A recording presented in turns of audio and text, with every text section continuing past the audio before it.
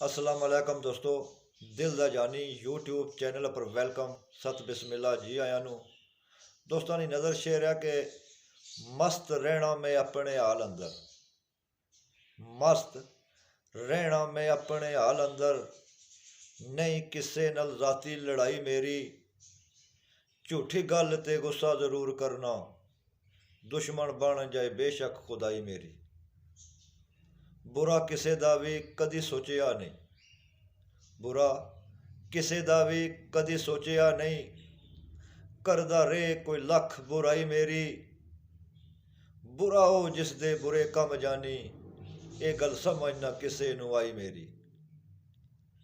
अगर जी कि मेरी समझ ना जिस नू आई बेशक, मेरी समझ ना जिस नू आई बेशक, समझे बुरा कदी बुरा मनाया नहीं है, बुरे नाल कोई बुरा सलूक करना, ऐसा सबक उस्ताद पढ़ाया नहीं है।